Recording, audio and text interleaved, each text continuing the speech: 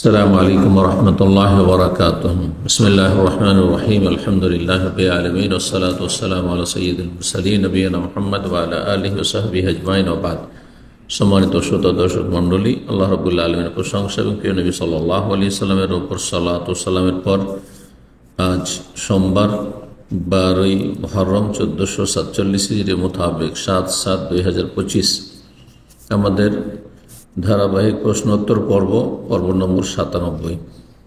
10টি প্রশ্ন রয়েছে, ইনশাআল্লাহ তাআলা আমরা উত্তর দেওয়ার চেষ্টা করব। আল্লাহ রাব্বুল আলামিন যেন তৌফিক দান করেন। প্রথম প্রশ্ন করেছেন, বলছেন আসসালামু আলাইকুম। ওয়ালাইকুম আসসালাম রহমতুল্লাহ। শেখ রাসূলুল্লাহ সাল্লাল্লাহু আলাইহি ওয়াসাল্লাম খাওয়ার সময় মধ্যমা শাহাদাত আর বুড়া আঙ্গুল দিয়ে খেতেন। আমরা আমলের ক্ষেত্রে কি শুধু শুকনা খাবার খাওয়ার ক্ষেত্রে এই সুন্নাহ পালন করব, নাকি তরল খাবারেও আমল করতে হবে? আমি ভাত খাওয়ার সময় আমল করার চেষ্টা করলেও পারিনি, অনেক সময় লাগে খেতে। এক্ষেত্রে যদি আমল না করি সেক্ষেত্রে গুনাহগার হব? আল্লাহ হেদায়েত দান করেন। হাতের 3টি আঙ্গুলের নবী সাল্লাল্লাহু আলাইহি ওয়াসাল্লাম খেতেন, মানে ওইভাবেই খেতে হবে না এটি আদত অভ্যাসের বিষয়? এটি ইবাদত নয়। প্রথম কথা, এটি এবাদত নয়। এবাদত যদি হয় তাহলে তার অনুসরণ করতে হবে, আর যদি আদাত হয়, অভ্যাসের বিষয়গুলি রয়েছে। নবী সাল্লাল্লাহু আলাইহি ওয়াসাল্লাম লাউ ভালোবাসতেন, নবী সাল্লাল্লাহু আলাইহি ওয়াসাল্লাম মিষ্টি ভালোবাসতেন, মধু ভালোবাসতেন, সেজন্য আপনাকেও ভালোবাসতে হবে এমন কথা। নবী সাল্লাল্লাহু আলাইহি ওয়াসাল্লাম জবের রুটি খেতেন, তো জবের রুটি তো খান না আজকালকার মুসলিমরা, উঠেই গেছে, কি করবেন তা? আল্লাহ সঠিক বুঝ দান করুন। ফরজ ওয়াজেবের হয়তো এলেম নেই অধিকাংশ মানুষের, আর আমল নেই ফরজ ওয়াজেবের ঘাটতি, কবিরা গুনাহ করছেন, আর এইদিকে কয় আঙ্গুলে খাবো? হ্যাঁ, নবী সাল্লাল্লাহু আলাইহি ওয়াসাল্লাম 3 আঙ্গুলে খেয়েছেন, তো আমি কি 4 আঙ্গুলে 5 আঙ্গুলে খেলে গুনাহগার হয়ে যাবে? হারি, হ্যাঁ, অসার কথাবার্তা। আল্লাহ সঠিক বুঝ দান করুন। প্রথম কথা, নবী সাল্লাল্লাহু আলাইহি ওয়াসাল্লামের 3 আঙ্গুল যখন জেনেছেন, তো নবী সাল্লাল্লাহু আলাইহি ওয়াসাল্লাম কি খেতেন ওটা জানতে হবে। জীবনে ভাত খেয়েছেন? হ্যাঁ, ভাত তরকারি দিয়ে মেখে, মাছ গোস্ত দিয়ে মেখে খেয়েছেন জীবনে? এভাবে আরবরা পেয়েছে তখন? তাহলে যখন ভাত খাননি, ভাত খেলে তো 3টা আঙুলে খাওয়া যাবে না। তো আপনি ভাত খাচ্ছেন আর 3 আঙুল দিয়ে অনেকক্ষণ খেতে লাগে, তো আপনার অজ্ঞতার কারণে আপনি চরমপন্থা অবলম্বন করছেন, বাড়াবাড়ি করছেন, গুনহার কাজ এটি। তার না তৌফিক দিনের ক্ষেত্রে চরমপন্থা অবলম্বন করা, বাড়াবাড়ি করা গুনহার কাজ। জি, আল্লাহ সঠিক বুঝ দান করুন। নবী সাল্লাল্লাহু আলাইহি ওয়াসাল্লাম শুকনো জিনিস খেতেন, খেজুর খেতেন, তো খেজুর তো 3 আঙ্গুলই ধরতেন। হ্যাঁ, তারপরে আরও শুকনো যেসব জিনিস হতে পারে, যে কোনো শুকনো জিনিস ধরলে 3টে আঙ্গুলে ধরা যেতে পারে, পিস পিস হয়ে আছে। আর আসলে মূলত নবী সাল্লাল্লাহু আলাইহি ওয়াসাল্লাম সাহাবায়ে কেরামদের মূল খাবারই ছিল খেজুর, খেজুর আর পানি, খেজুর আর পানি। 1 চাঁদ, 2 চাঁদ, 3 চাঁদ পার হয়ে চলে যেত, হাদিসে রয়েছে। মা ইউকাদু ফি বাইতিহি নার, নবী সাল্লাল্লাহু আলাইহি ওয়াসাল্লামের বাড়িতে, পরিবারের বাড়িতে চুলা জ্বালাবার ব্যবস্থা থাকতো না, তো ওই সুন্নাত পালন করেন, সব দান খায়রাত করে দিয়ে, আর তারপরে এরকম করেন যে চুলা টুলা জ্বালাবো না। দেখেন কিভাবে আপনি চলতে পারেন আর আপনার পরিবার আপনার সাথে থাকতে পারে। তো কথা হচ্ছে যে বিষয়গুলি বুঝার চেষ্টা করতে হবে, বাড়াবাড়ি থেকে বাঁচতে হবে, এবং কোরআন হাদিস পড়ে ওস্তাদের কাছ থেকে বুঝতে হবে। নিজের সেলফ স্টাডি করে ইসলাম বুঝবেন না। 3 আঙুলে খেতেন, আমিও 3 আঙুলে শুরু করলাম ভাত খেতে, এটা তো চলবে না। জি, আশা করি বুঝতে পেরেছেন। 2 নম্বর প্রশ্ন বলছেন, আসসালামু আলাইকুম শেখ ওয়ালাইকুম রহমতুল্লাহ। আমার মা একজন প্রাপ্ত সরকারি কর্মচারী, তিনি পেনশনের টাকা পান, অবসরপ্রাপ্ত কথাটি হবে হয়তো। আমার স্ত্রী একজন সরকারি কর্মচারী, আল্লাহ সবাইকে হেদায়েত দান করুন। মহিলাদের চাকরির যে আগ্রহ, এটা আল্লাহ কমিয়ে দেন। তিনি বেতন পান, আমি একজন বেসরকারি কর্মচারী। আপনাকে সরকারি কর্মচারী হওয়া উচিত ছিল, আপনাকে বড় মানুষ বেশি হওয়া উচিত ছিল চাকরির ময়দানে। আমি বেতন পাই, এক্ষেত্রে আমাদের 3 জনকে কি আলাদা আলাদাভাবে কোরবানি দিতে হবে? কোরবানি একটি কোরবানি, একটি ছাগল হাদিসে রয়েছে, একজন এবং তার পরিবারে যত সদস্য থাকে তাদের পক্ষে থেকে যথেষ্ট। একটি ছাগলের বিকল্প হচ্ছে গরু অথবা উটের একটি ভাগ। সুতরাং এই ক্ষেত্রেও সঠিক মত এখানে বাদ রহমাহুল্লাহ বলছেন যে একটি ভাগ সমান একটি ছাগল। সুতরাং একটি ভাগও যদি হয় একজন এবং তার পরিবার পক্ষে যথেষ্ট, শুধু একজনের পক্ষে না। তবে কেউ যদি অতিরিক্ত দেয়, নবী সাল্লাল্লাহু আলাইহি সাল্লামের ওপর একটা ভাগ ওয়াজিব ছিল বিদায় হজে, শুধু একটা ভাগ, একটা উটের 7 ভাগের 1 ভাগ, 10 ভাগেরও হাদিস রয়েছে, যে প্রসিদ্ধ হাদিস 7 ভাগই বললাম, 1 ভাগ। সেখানে 100টি উট নবী সাল্লাল্লাহু কোরবানি করেছেন, সবগুলি নফল, অতিরিক্ত। এখন আপনারা প্রত্যেকে যদি নফল আদায় করতে চান, যে আমি নফল ইবাদত করব, আমি একটা করবো, আমার স্ত্রী একটা করবে, আমার মা একটা করবে, যেহেতু সবাই ইনকাম করছি, তো জায়েজ আছে, ভালো। কিন্তু এটা কারোর চাপিয়ে দেবেন না, বরং সর্বনিম্নটা চাপিয়ে হবে, যেটা আবশ্যক। সুন্নাতে মুআক্কাদা, যে একটি পরিবারের জন্য একটি ছাগল যথেষ্ট। শেখ বিন ওসাইমিন বলছেন ওয়ালাউ কানু মিয়া, তাদের সংখ্যা পরিবারের সদস্যের সংখ্যা যদি 100 হয়, শতাধিক হয়ে যায়, তা অসুবিধা নেই।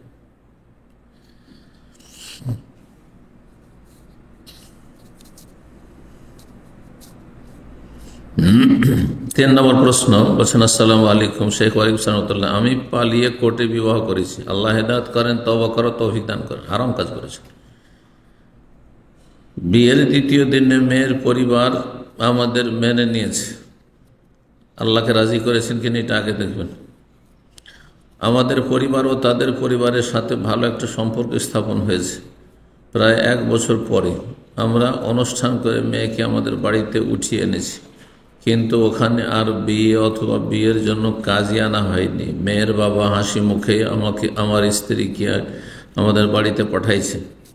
এখন আমি যে আগে মেয়ের পরিবার অনুমতি না নিয়ে বিয়ে করেছি, এখন আমার বিবাহ কি শরীয়ত সম্মত? প্রথম কথা, যদি আপনাদের অবৈধ সম্পর্ক, প্রেমের সম্পর্ক হারাম, ব্যভিচার হয়ে থাকে আরও হারাম, স্পর্শ হয়ে থাকে হারাম, আরও যেসব হয়ে থাকে নাজায়েজ, সেগুলির কোনো কিছু যদি হয়, সবগুলি হারাম করেছেন, আপনার ওপর আপনার স্ত্রীর তওবা করা ফরজ খালেসান ধরছে। এবং এগুলি যেখানে সেখানে আর বর্ণনা করবেন না, না হলে তওবা কবুলে বাধাগ্রস্ত হবেন। আর তারপরে যে প্রশ্ন করেছেন যে নতুন করে কি বিয়ে পড়াতে হবে, এই ক্ষেত্রে দ্বিমত আছে। একদল বলছেন যে যেহেতু বিয়ে বাতিল হয়েছে, অলি ছাড়া বিয়ে হয় না, সুতরাং বিয়ের নবায়ন করবেন। সালাফে আহলে হাদিস বেশ কিছু ওলামা এই ফতোয়া দিচ্ছেন। আর একদল বলছেন যে যেহেতু নবী সাল্লাল্লাহু আলাইহি ওয়াসাল্লাম জাহেলি যুগের কাফেরদের বিয়েগুলোকে স্বীকৃতি দিয়েছেন, সুতরাং এই বিয়ে যারা অজ্ঞতার সাথে করেছে অথবা মজহাবি তকলিদে করেছে, মানে আপনি হানাফি ছিলেন, আপনার স্ত্রী হানাফি পরিবারের ছিল, আর হানাফি মজহাবে সাবালিকা মেয়ে বিনা ওলিতে বিয়ে করতে পারে, যদিও ফতোয়া হাদিস বিরোধী, ভুল, কিন্তু তাদের মতে যেহেতু সহি, আর সেই মজহাবের তকলিদ করে, অন্ধ অনুকরণ করে যদি করে থাকেন, তো যথেষ্ট হবে একদল ওলামাদের কাছে। সতর্কতামূলক যদি বিয়ের নবায়ন করা হয় তো ভালো। আল্লাহ তাআলা আ'লাম।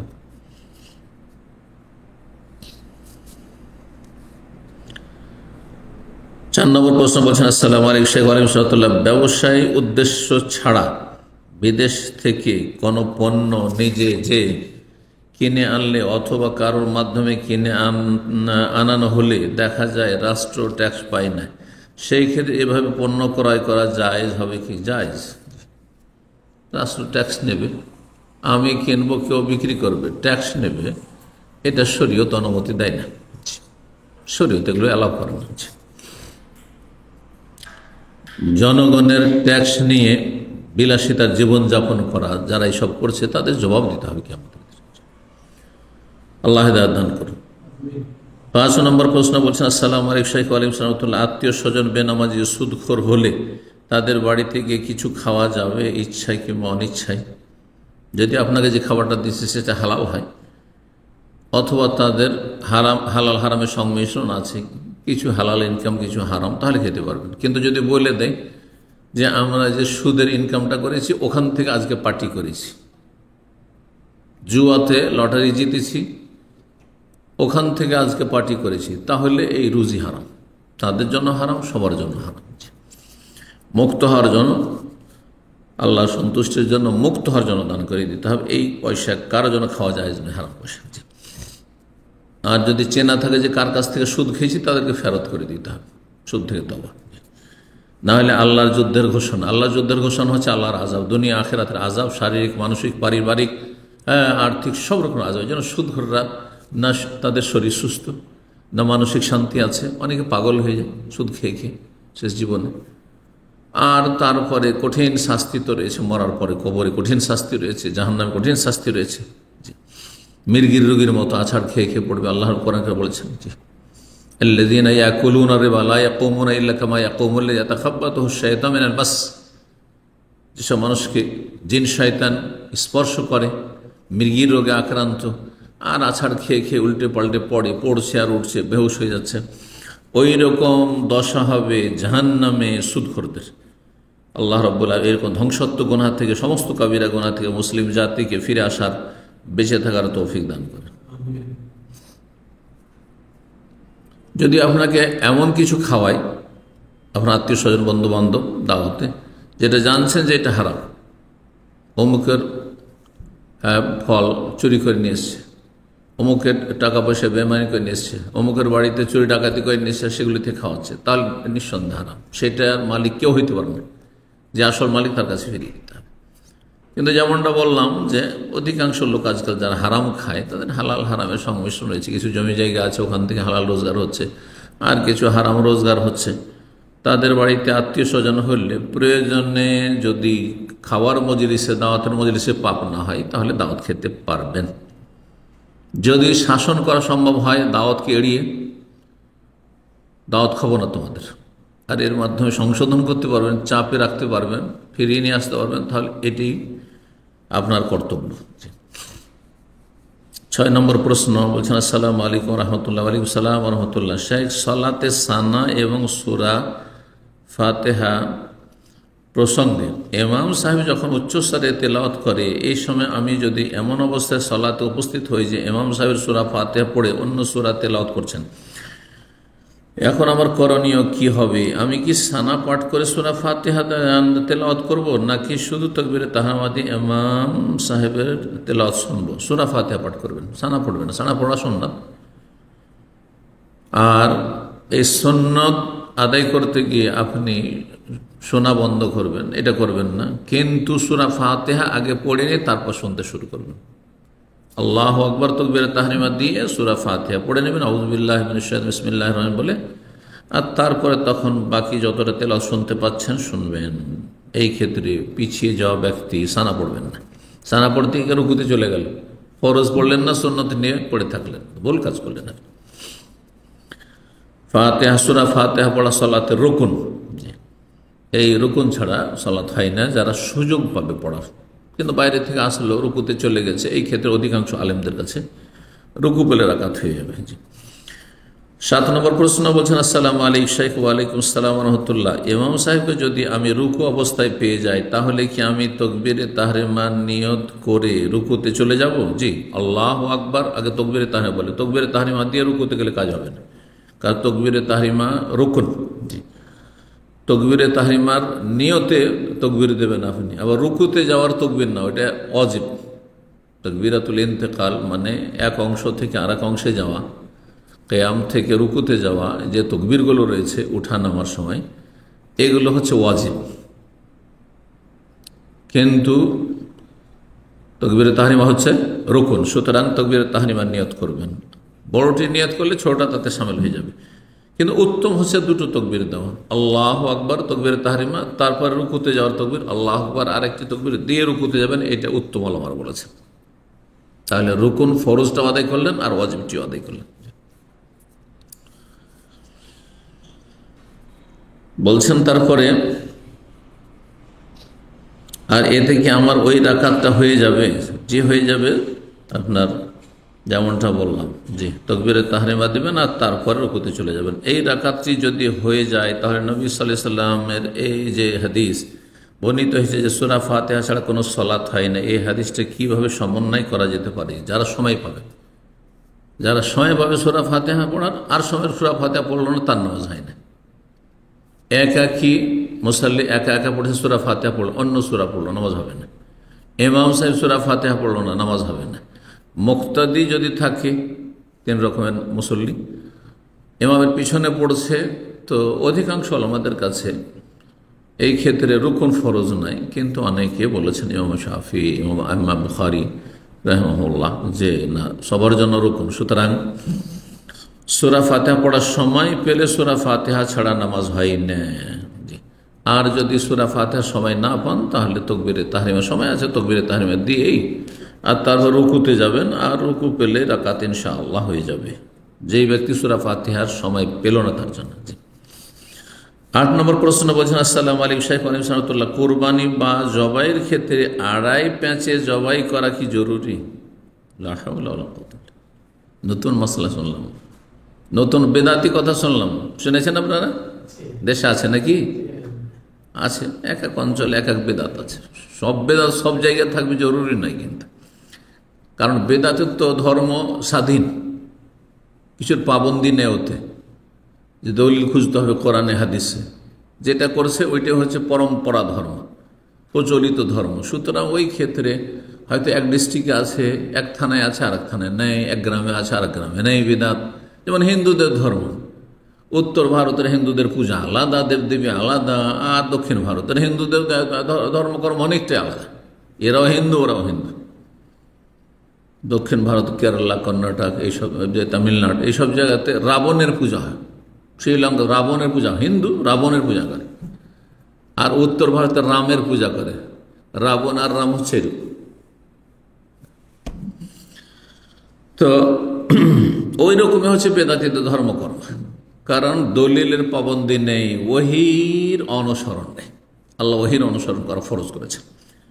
ওহীর বিধান মোতাবেক ইবাদত ছাড়া কোন ইবাদত কবুল হবে না।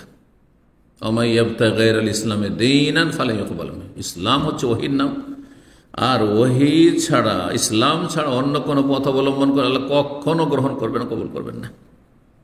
ওয়া ফিল আখিরাতি মিনাল খাসিরিন, পরকালে ক্ষতিগ্রস্ত হবে। এইসব ধর্ম করে লাভ নেই, ক্ষতি, জাহান্নামে যেতে হবে আমল করে, যেহেতু ভ্রান্ত আমল।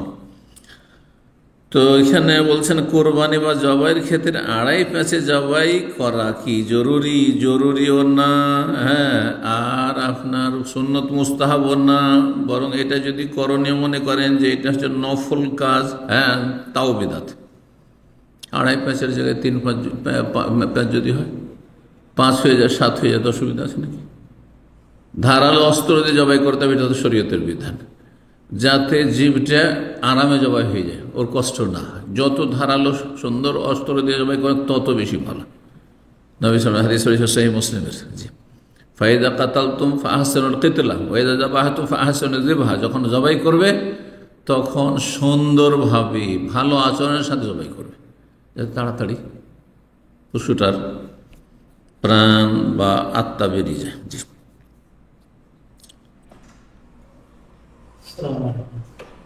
বলছেন বা এটা কি নবী করিম সাল্লাল্লাহু আলাইহি ওয়াসাল্লাম করেছেন, অর্থাৎ সুন্নাত করেননি, করতে বলেননি, এবং এর ইসলামে কোনো স্থান নাই যে আড়াই প্যাঁচে জবাই করতে হবে। এটি বিদআত ওই রকমই যেমন আব্দুল কাদের জিলানীর নাম যদি বিনা উযুতে নেওয়া হয়, তাহলে কয়টি পড়বে? আড়াইটা না শোয়া? আড়াই না শোয়া? হ্যাঁ, শোয়া। শোয়া কয়টি? শোয়া 1। হ্যাঁ হ্যাঁ,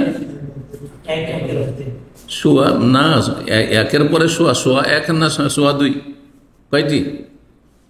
আরে ভুলে গেছেন, এই বেদাত, বেদাতি কথাবার্তা থেকে উঠে এসছেন, কিন্তু ভুলে গেছেন। হ্যাঁ, ওদের শোয়া 1টা, ধরেন শোয়া 1টা, শোয়া মোট কথা শোয়া 1, শোয়া 2, শোয়া 3, মানে লম পড়ে যাবে। কিন্তু আল্লাহর নাম নিলে কিচ্ছু পড়বে না, বিনা উযুতে আল্লাহর নাম নেওয়া যাবে, রসুলের নাম বিনা উযুতে নেওয়া যাবে। কোনো জায়গায় শুনেছেন বেদাতির কাছে? না কোনো আয়াত হাদিস আছে যে আল্লাহু আকবার বলা যাবে না, সুবহানাল্লাহ বলা যাবে না, লা ইলাহা ইল্লাল্লাহ বলা যাবে না বিনা উযুতে? আছে? তাহলে আল্লাহর চাইতে, রসুলের চাইতে মর্যাদা বেড়ে গেল জিলানির। যদি এইটাই হয় তাহলে কাফের হতে কোনো সন্দেহ নেই। যে ব্যক্তি বলবে যে জিলানি এত পবিত্র একজন, হ্যাঁ, মানুষ, যে নবী না রসুল না, একজন আলেমই ছিল শুধু, হ্যাঁ, যে তার নাম বিনা উজুতে নেওয়া যাবে না, না হইলে পশম পড়ে যাবে, বিপদ হয়ে যাবে, তাহলে এটি কুফরি কথা, কুফরি কথা। আল্লাহ হিদায়াত দান করুন। জাতির ইসলাম কোথায় আছে আল্লাহ জানে। 9 নম্বর প্রশ্ন বলছেন, আসসালামু আলাইকুম শেখ। ওয়ালাইকুম সালামতুল্লাহ। তালাক প্রাপ্তা মেয়ে মহিলা বাবা মায়ের অনুমতি ছাড়া বিবাহ করতে পারবে কিনা? না, পারবে না। আর একটা প্রশ্ন, ছেলে মেয়ে বিয়ের আগে অবৈধ সম্পর্কে জড়ানো, এ থেকে পরে তারা বিবাহ করলে কি ওই বিয়ে হালাল হবে? না, ওলি ছাড়া বিয়ে হয় না, বাতিল বিয়ে। 3বার করে বলেছেন। তাদের করণীয় কি? যে তওবা করবে, ইস্তেগফার করে আল্লাহর কাছে ক্ষমা চাইবে এবং শরীয়ত সম্মত বিয়ে পড়াবে। এর আগে এরকম একটু উত্তর দিলাম। 10 নম্বর প্রশ্ন বলছেন, আসসালামু আলাইকুম সালামতুল্লাহ। 3 শ্বাসে পানি পান করার হাদিসটি প্র্যাকটিক্যাল বুঝতে পারছি না, তাই আমল করতে পারছি না। এই আমল করা মুস্তাহাব। 3 শ্বাসে যদি পান করেন তো ভালো। 3 শ্বাসের জায়গায় 4 শ্বাস 5 শ্বাস লাগে তো অসুবিধা নেই, কোনো অসুবিধা নেই। 1 শ্বাসে অল্প পানি খেলেন, 1 শ্বাসই খেলেন, অসুবিধা আছে? 2 ঢোক খেলেন, 2 শ্বাসে হইল তো অসুবিধা আছে? কোনো অসুবিধা নেই। যদি বেশি পানি খান তো গবাদি পশুর মতো, যেমন গরুতে আমরা সানি বলি, যে গরুকে যে সানি খাওয়াই মানে চারা খাওয়াই, পানিতে মিক্স করে গুঁড়া টুড়া দিয়ে যখন খাওয়াই তখন ফস ফস করে, গরু মহিষ ফস ফস করছে, মুখ ডুবিয়ে আছে আর খাচ্ছে, এটা নিষেধ রয়েছে। কারণ ভিতর থেকে যে আপনার শ্বাস প্রশ্বাস বেরোচ্ছে ওটা দূষিত।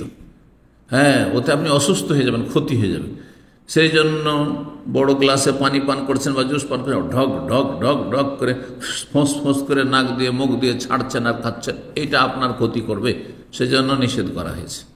অপছন্দনীয় কাজ, অপছন্দনীয় কাজ।